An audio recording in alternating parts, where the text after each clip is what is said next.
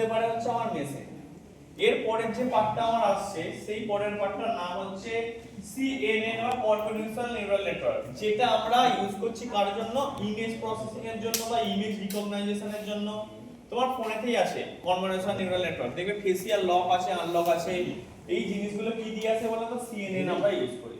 ঠিক আছে, এই জিনিসগুলো দিয়ে এই যে আমরা এতক্ষণ বললাম যে তোমার ওই কোন একটা পার্টিকুলারলি ধরো এই যে আমাদের এই আছে না ট্রাফিক সিগন্যালগুলোতে যে আমাদের বললাম অটোমেটিক যে ক্যামেরাগুলো লাগানো আছে সেখানে আমরা CNN ইউজ করি, তো CNN আমরা অনেক জায়গায় ইউজ করি। ঠিক আছে, এছাড়া এর পরের যে পার্টটা আছে আজকে রিসার্চ বলে একটা সেকশন আছে আমাদের। রিসার্চ মানে কি হচ্ছে বলো তো? অপটিমাইজেশন করি, মানে হচ্ছে ধরে রাখো এক্সাম্পল একটা আমাদের প্রবলেম আসছে, কি প্রবলেম বলো তো? আজকে আমাদের জনসংখ্যা যত হারে বাড়ছে আর দেখবি চাষ জমি তত কমছে, মানে এগ্রিকালচার ল্যান্ড আমাদের কমে যাচ্ছে, তাতে আসবে কি? Food scarcity. একটা এক্সাম্পল দিলাম আমি জাস্ট।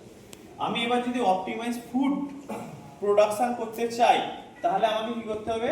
ওখানে অপটিমাইজেশন ইউজ করতে হবে, যাকে আমরা বলি জেনেটিক অ্যালগরিদম। মানে ধরে রাখো আমার জ্যোতি আলুর প্রোডাকশন অনেক বেশি হয় কিন্তু খেতে খারাপ, চন্দ্রমুখী আলু খেতে ভালো কিন্তু প্রোডাকশন কম হয়, তাহলে এদের দুজনের কি আমরা তৈরি করি?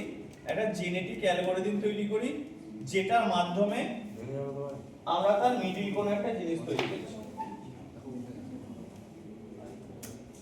Genetic algorithm.